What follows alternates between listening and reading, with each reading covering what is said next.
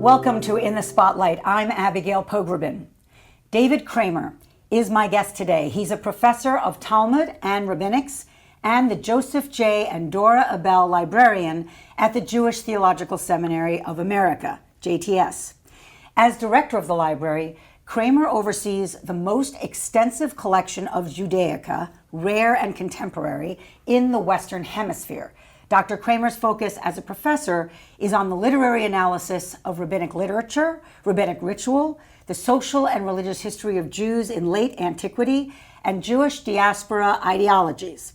Author of 9 books, his most recent book, which we're going to talk about today, is Embracing Exile, The Case for Jewish Diaspora. It was published in May 2025. Do I pronounce it diaspora or diaspora? What do you think? Whichever you like.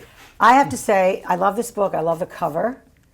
If I was going to put on a t-shirt what this book is about, it's Jewish exile. It's not as bad as you thought.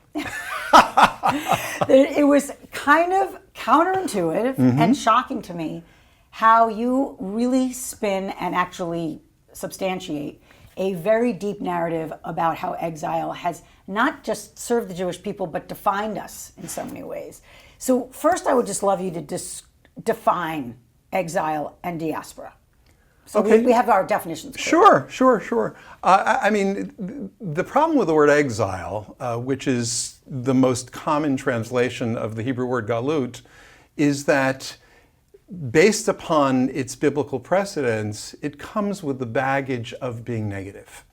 And of being put out, shut out, yes, sent away. Exactly. I mean, the exile is described in biblical texts as being a punishment from God. The people of Israel, Jews, right, though historically they may not yet have been Jews. That's why you're using the quotes. That is why I'm doing scare quotes, that's right. Were cast out of the land. The record of the biblical histories is that the kingdoms were sinful, and being sinful, those kingdoms and those who resided in them were punished. And so Jews were cast out of the land. The first diaspora, right, there was an exile with the defeat of the kingdom of the north, the kingdom of Israel, in 722 BCE. But the first diaspora was the Babylonian exile, because that population... And that's 586? That's 586, 587, that's right. It began early on in the 500s But BCE. those of us who are kind of lay Jews know it as the destruction of the first temple. That's correct. And that became the first Jewish diaspora, because a diaspora is a community that not only is cast off of what it considers to be its land, but at the same time develops an identity relating to its new home that may dream of the old land, but it maintains an identity in that new home. And the Jewish diaspora, which began with the Babylonian exile, has continued to this very day.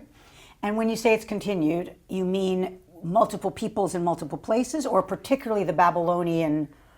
Well, I actually mean Jewish diasporas of various sorts. The truth is that the Babylonian diaspora is the longest lived, or until very recently was the longest lived Jewish diaspora in all of history, the longest lived Jewish community in all of history, beginning with the Babylonian exile way back near 600 BC and continuing until the years following the founding of the State of Israel in the 20th century. And sorry, one of the things that I think is one of the eurekas for me is how much that we consider our Jewish DNA and tradition was developed in the diaspora, and Babylon in particular. Babylon was very, very powerful, particularly at early stages, both during the biblical period and during the rabbinic period.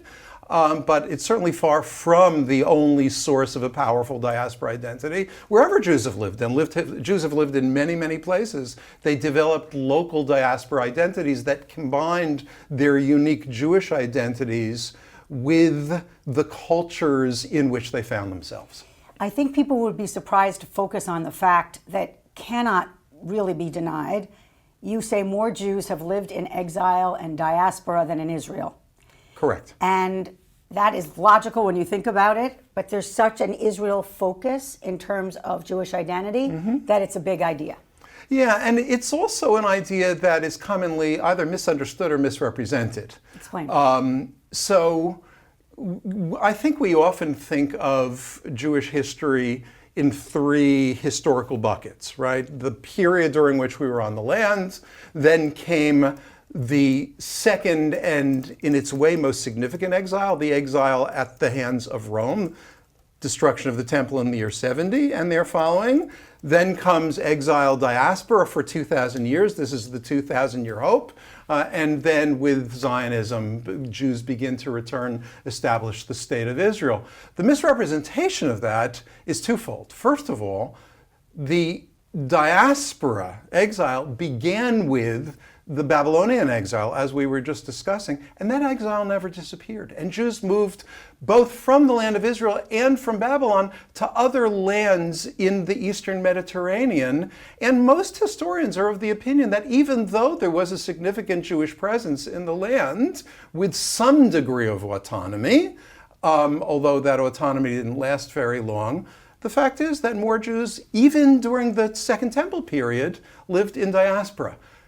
The other misrepresentation is that when the temple was destroyed in 70, there began a new exile. That's the Second Temple. That's the Second Temple, and that's simply not true. Rome did not have a policy of exiling conquered people. It did not exile. It killed a lot of people. It killed people. It took prisoners of war, perhaps very many prisoners of war, but it did not empty the land of its Jewish residents. Quite the contrary. We have very ample evidence from the origins of Rabbinic Judaism that Jews continued to live in the land of Israel and actually, relatively speaking, do quite well. The rabbis produced the Mishnah in the land of Israel, the so-called Jerusalem Talmud, the Midrashim. If one has taken a good tour of Israel, one has certainly visited those great synagogues with the mosaic floors and so forth. Those are from the period following the destruction.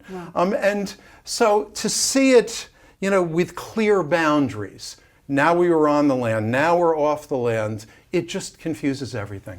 So let's go back to Adam and Eve. Sure. Are they the first exiled people in this story? They are, and I think it's very significant. Of course, now this depends upon who is going to be listening in your audience, right? Some people who will see Scripture, including the Torah, as having human input at least, and being the product of human hands, perhaps, will think about this one way, and those who think of it as divinely revealed will think about it another way. But whichever way you take it... Very judicious of you. I'm trying to do my best. Whichever way you take it, humanity begins its sojourn on earth with the expulsion from the garden, right? It was in the garden very briefly, Adam and Eve. We don't know how long. I mean, Jewish tradition, rabbinic teachings have it as very, very short, in fact. But like how short? Hours. Oh. Hours, yeah. And when we're expelled, right, that's when we become human beings. That's when we judge between good and evil. That's when we make the choices of good and evil. It's when we begin to take care of the land and responsibility for feeding ourselves and so forth. That's what it means to be human. And to be human, therefore, according to the Torah, begins with exile from one's home.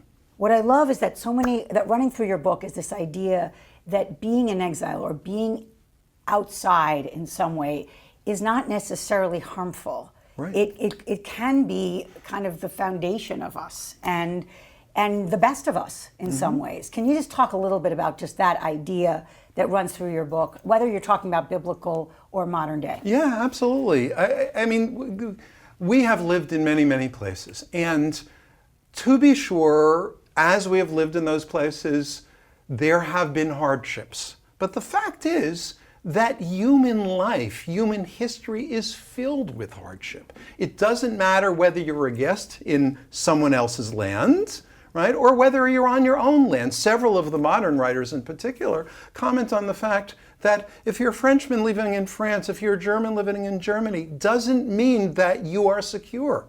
Right? Because there will be foreign armies that will come and seek to defeat you, and they will kill you, and they will take you as prisoners. There's nothing unique to suffering as a human being. All human beings have done it, and that includes Jews as well. What is not sufficiently appreciated is the way Jewish residence in our many, many homes has enriched us immeasurably. Right? I mean, we quickly and easily divide between Sephardi and Ashkenazi Jews. That's a simplistic division. There are many more different kinds of Jews, different traditions, and so forth. But when you examine ritual, prayer, art, song, literature, whatever it might be, Jewish forms of that always, right? And this is an always that may not have an exception. If it has an exception, it's very, very small. Always learn from and benefit from the input of the host culture.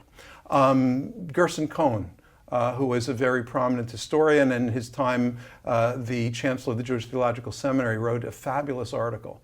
It was actually originally offered as a talk to graduates at Hebrew College, 1966 in Boston, and it's called The Blessings of Assimilation. It probably should have been called The Blessings of Diaspora, because what he does is to point to the fact that Jews in Spain, in Italy, in Germany, we learned the languages, we dressed the way we did, and every one of those experiences brought into Judaism traditions that we can now share across international Jewish communities and benefit from greatly. And part of the confusion maybe is that these host countries were sometimes oppressors to us. Yes, and often they were actually good homes, welcoming, protecting for a period of time, and then something happened, something changed. It's sort of like the Joseph story, right? That Joseph was doing great, and then there was a new Pharaoh who didn't know Joseph. That does establish a kind of paradigm, but again, that's human experience. Things are going well, and then there's a new regime, and the new regime isn't going to be so tolerant, and you've got to suffer with it. One of the things I think that is, in a way, your argument is that the biblical stories describe a God who protects Jews in exile, that there's almost like the Shekhinah is traveling with the Jews. Can you just talk about how, first of all, where does that appear? Right. And then how is it a sign that actually kind of diaspora is divinely protected? Mm-hmm. Well, you know, many faiths, and ancient faiths in particular, had the notion that gods were local. Right? You have your God, the God of your people, and the God of your place. There are certainly traditions in the biblical corpus that seem to approach that, the notion that this is the God of this people, and this God has at least a very strong preference for this place. But when you examine the stories, whether they're biblical stories, and in fact, this notion, you mentioned the term Shekhinah, the divine presence, the notion that God accompanies Israel wherever Israel goes, Israel being the traditional name for the Jewish people, right? That notion repeats itself in generation after generation after generation.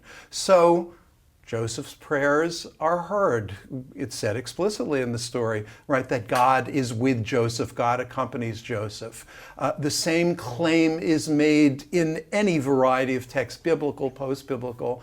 And one of the questions I ask, and this is rhetorical but also very, very serious, is if God is with you wherever you are, then isn't wherever you are home, right?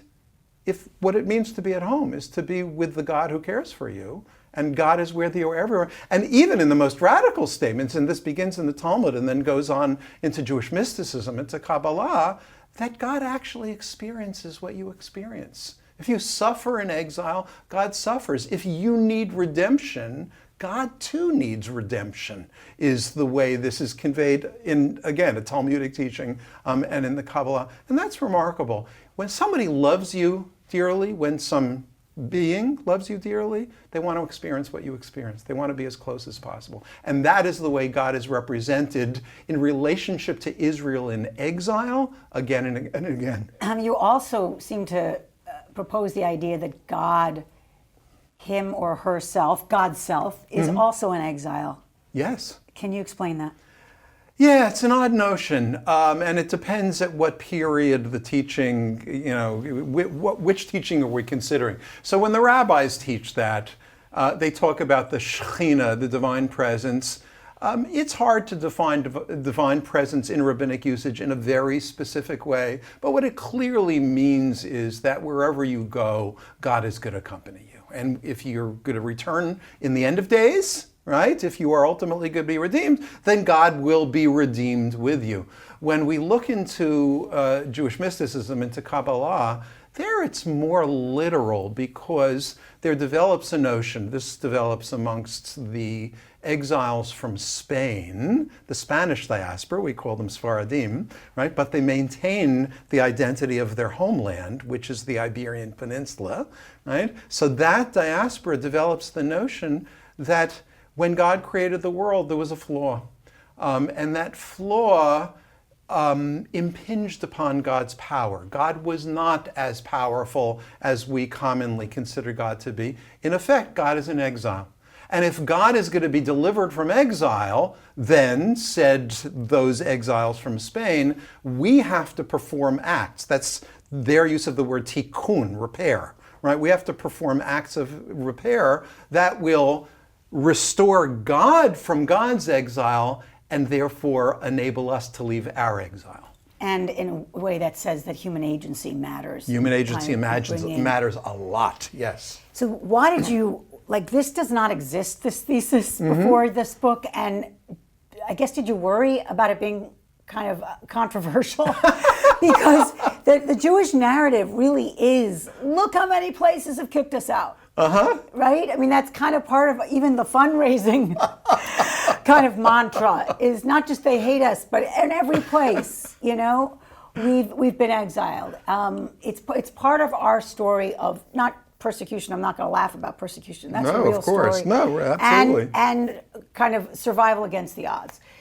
This turns that a little bit, because you're not, it's not that you're denying that, right? But you're saying it's not as simple as we're in some kind of doghouse or that's right, or dungeon or place where we're not thriving, flourishing, creating. Right. There have been times we've suffered and there have been times we've flourished, and both of those things have happened in diaspora, and they're both very, very important. Interestingly, one of the people whose opinions I discuss is a fellow named Samuel Usque, who was from a family that left Portugal as part of the expulsion, the Spanish-Portuguese expulsion. And he wrote a work in Portuguese that was as complete a catalog of Jewish expulsions as you can imagine. Right? It included every single one you would know about up to his own day, and a lot of them that you wouldn't know about. And though there are exceptions to what I'm about to say, the important thing is that the overall theme is, and this literally goes paragraph by paragraph, Jews lived in such and such a place for many, many years, thriving, with wealth, da-da-da-da-da.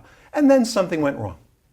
Right? And then Jews lived in such and such another place for many, many years, right? Thriving, and something went wrong. If you add up the number of years, according to his report, that Jews suffered in their diasporas and compared it to the number of years that they flourished in their diasporas, even according to his report, the flourishing would far outweigh the suffering. And what's crucial here, as he puts together his argument for comfort, this whole work is intended to comfort Sephardi Jews after their exile. He says, listen, folks, we get kicked out of one place, and God, and the emphasis on God, provides us with a new home. Right? And so the best example that is his own example, he says, Turkey today, this is the Ottoman Empire, is like a vast sea that splits, remember the Red Sea, welcomes us and creates the most tolerant, freedom-giving home that Jews can possibly imagine, with one community after another describing itself as being then in its own New Jerusalem. You extrapolate this example to all peoples, and you say, it seems to me that the Jewish example of making the best of diasporas, both pragmatically and ideologically, is of relevance in our world, not only to Jews.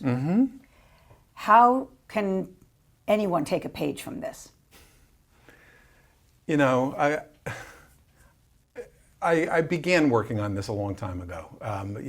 These are things that I've been thinking about for a long time. And I didn't realize in the early years of my mulling it over how important it would become in light of relatively current events. One of the things we lamentably see in our world is ongoing and increasing suspicion of and hatred of strangers, of foreigners. And human beings have always been cast out of one place, or another. It's not just Jews who've had this experience. Not so many have developed diasporas, meaning communities that have continued, but refugees are a regular part of the human story. And I think that Jews have a lesson to model, or have modeled a lesson, even a lesson to teach, which is we've too often suffered on account of being suspect because we're foreigners, because we're strangers, but we've also made ourselves at home. And when we've made ourselves at home, very, very often we have developed relationships with our neighbors where they have been not only casual acquaintances, but part and parcel of our daily lives. And as I've mentioned several times before, their wisdoms have become our wisdoms, their poetries have become our poetries.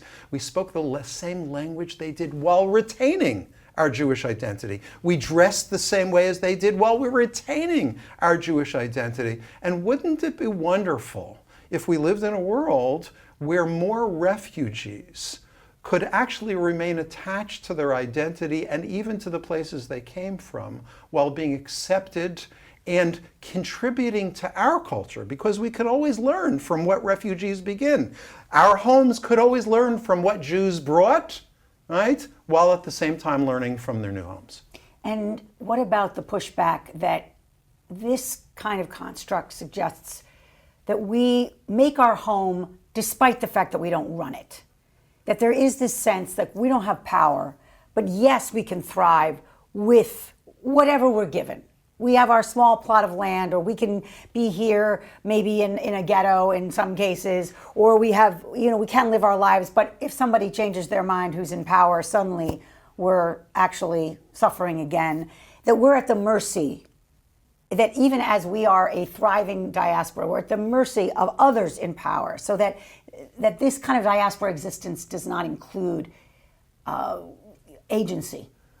Humans are at the mercy of other humans. There's no exception to that, right? And it's true that Jews have been at the mercy of others, but common people in, the kingdoms of France, of, Greater Poland, et cetera, et cetera, et cetera. I mean, the fact is that you had one king and everybody did well because those kings had policies that benefited their populations. Or, right, you had a king who came in and everyone suffered.